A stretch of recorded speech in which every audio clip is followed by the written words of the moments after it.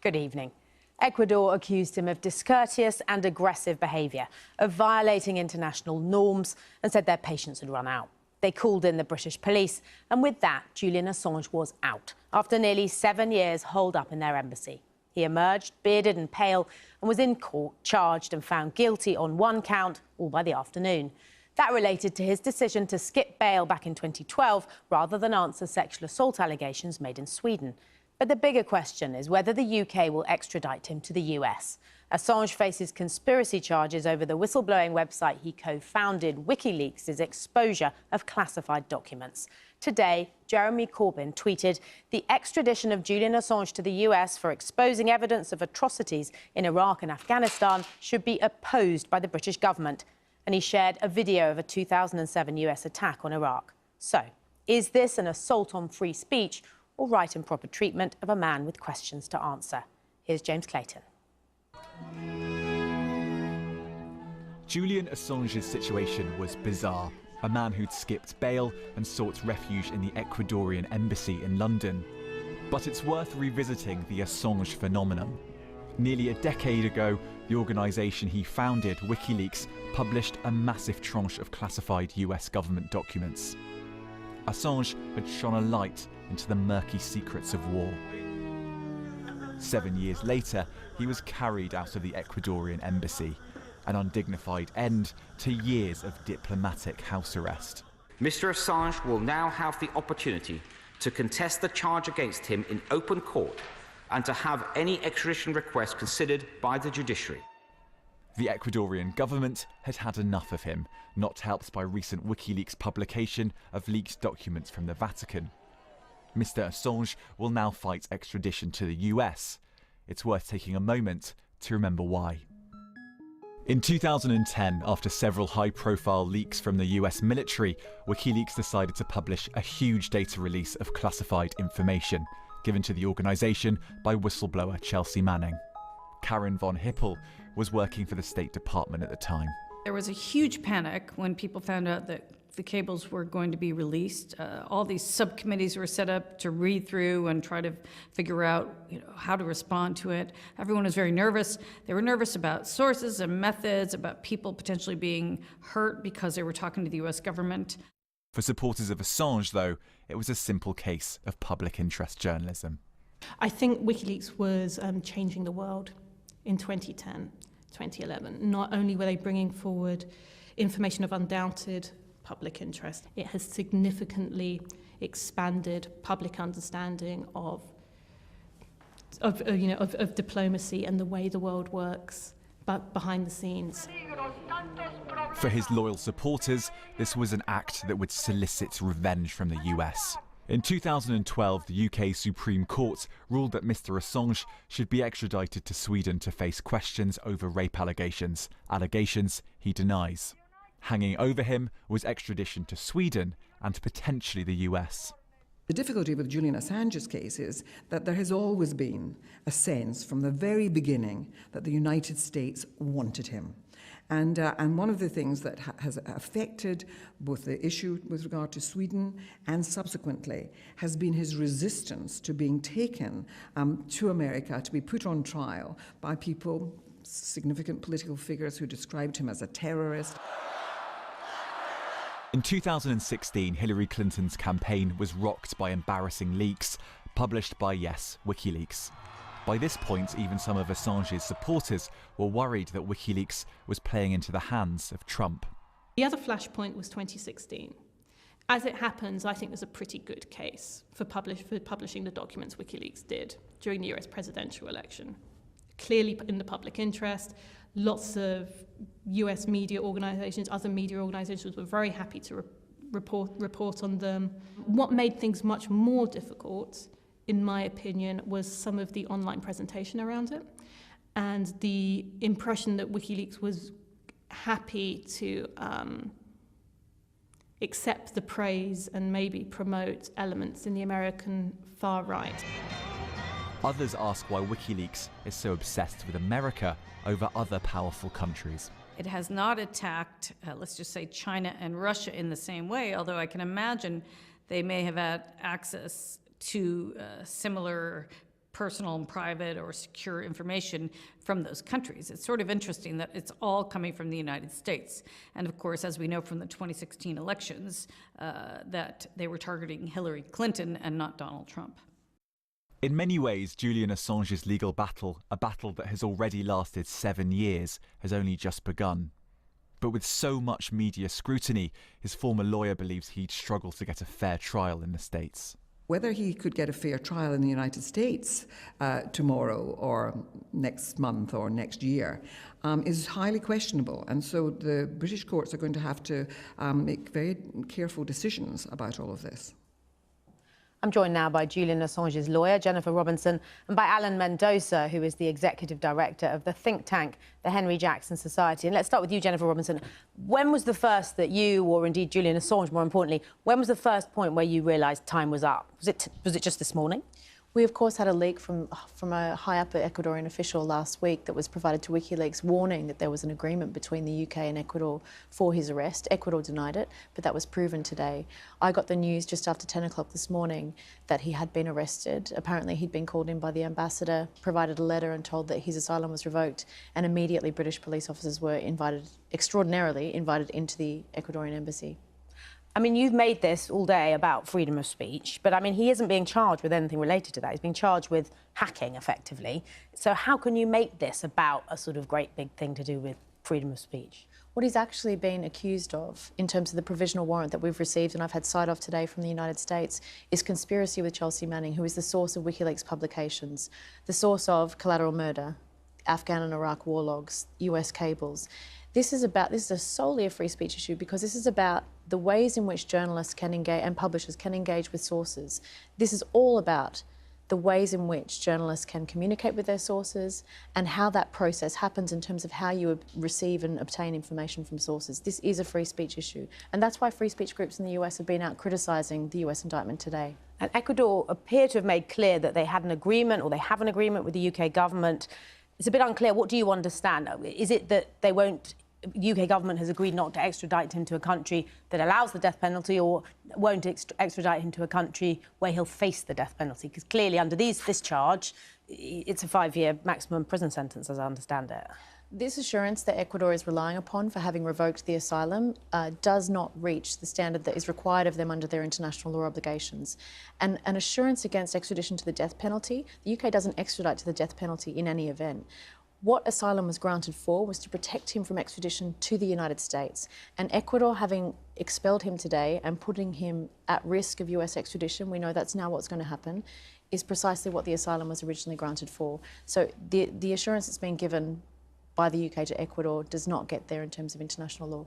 And is it your fear that once he gets there, they could add different charges? Or I heard an extradition lawyer talking today saying that wouldn't be possible. Well, they have time now to, it's a provisional warrant, so we're waiting to see what the final extradition request will look like.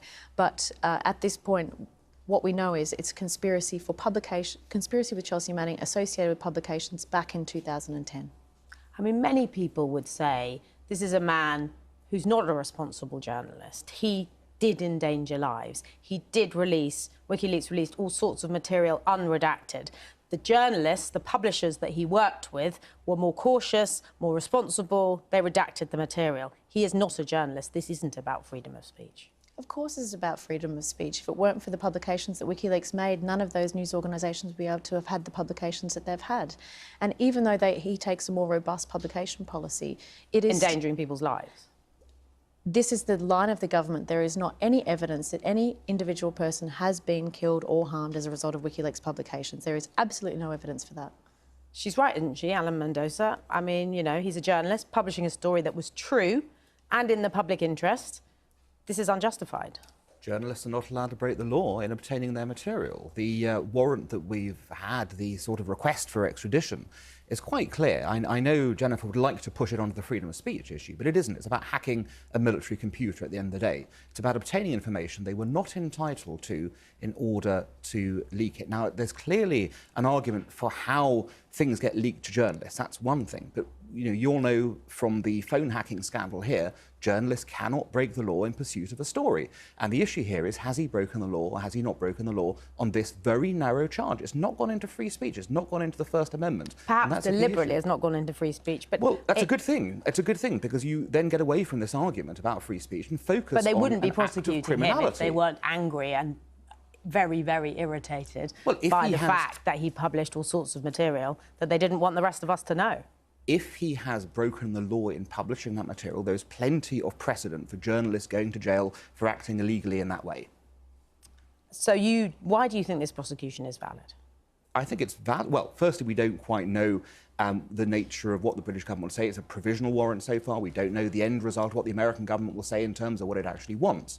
But I think it's quite clear that Mr. Assange has spent many years evading justice, hiding in a room in Knightsbridge. He's claiming it's because he doesn't want to be extradited. Let's remember why he went into that room in the first place. It was to avoid being spoken to by Swedish police over rape allegations. Yes, the case was dropped. We hear today they may look at reopening that case again, or one of the cases. So he was hiding from Swedish justice. He then evaded British justice by going to the Ecuadorians. The Ecuadorians now claim that he broke his agreement. Again, that can be disputed, but you need to get the Ecuadorians onto their side of the story there. Isn't it time he actually answered questions in a court of law on these issues? But isn't it also true? Isn't it also true that what he always said, what Julian Assange and all his supporters always said was, I'm in here because if I come out, I'll be extradited. It looks pretty cooked up, doesn't it? That out he comes, into court straight away. Oh, but the US has already, served their extradition. It looks like it was manufactured, planned in that way, which is what he always said would happen. Well, of course he said it was going to happen because it was obvious he needed to be questioned for his part in hacking computers and other matters. These are legitimate concerns that any country would have, that we would have if it was happening here as well. He needs to, be able to be called to answer for his actions there.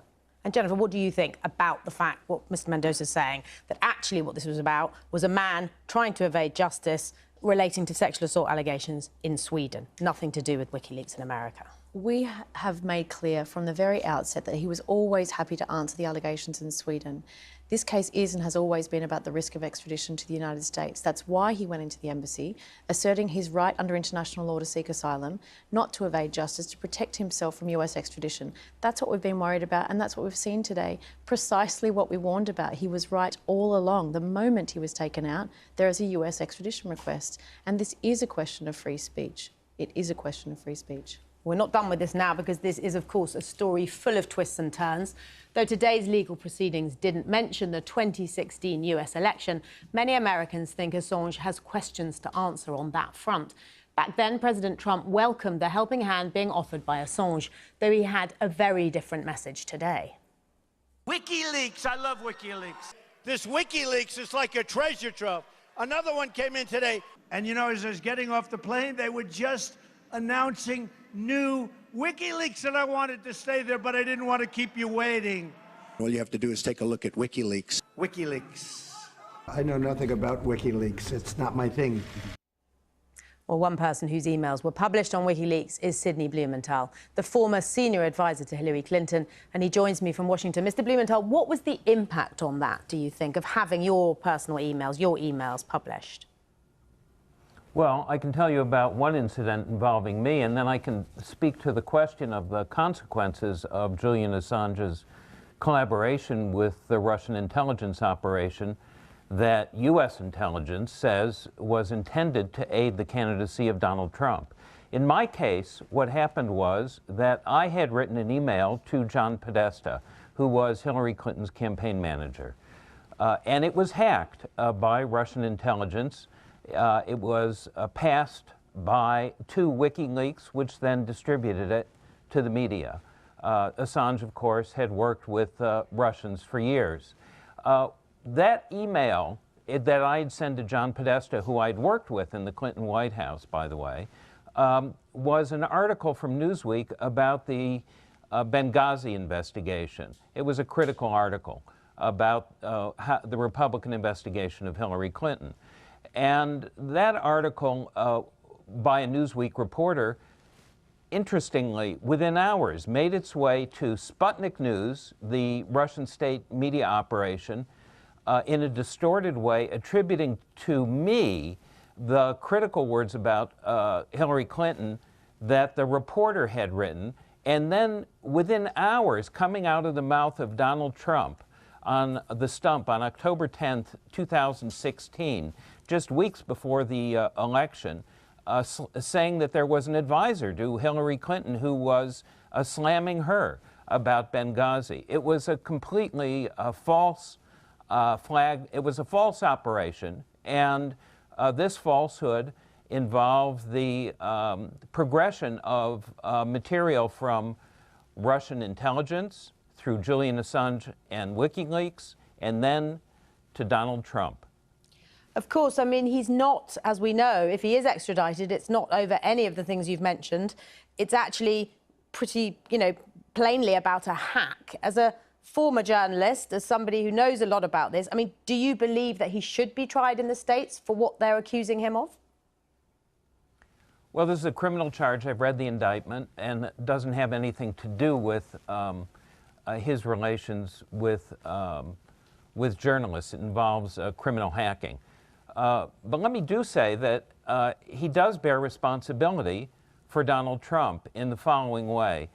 There were 2 batches of emails that were hacked by the Russians and then passed by WikiLeaks. Assange collaborated and knew that he was collaborating with Russian military intelligence. One was the Democratic National Committee emails. The second was campaign chairman John Podesta's emails. The effect of that was the following, that Bernie Sanders voters felt that somehow the election had been rigged because some of the emails showed DNC staffers privately emailing each other critical of Sanders. And that had the effect of diminishing Sanders supporters for votes in the general election across the board, and votes also for the Green Party candidate, Jill Stein, who had attended a Russian paid event sitting at a table with Vladimir Putin. And just sorry to interrupt, but just that had the effect of driving the key 77,000 votes in the swing states that turned the election to Donald Trump, who lost the election by nearly 3 million votes popularly. And just quickly, the leader of the opposition here, Jeremy Corbyn, has tweeted today saying that the UK government should block this extradition because Julian Assange exposed wrongdoing. Quickly, what do you think of that? Do you agree? Well, if he wishes to be prime minister and work with the United States under any president, then he needs to respect the rule of law in the United States and as understood in the UK. Sydney Blumenthal, thank you so much. And of course, Jennifer Robinson and Alan Mendoza, thank you so much for coming in.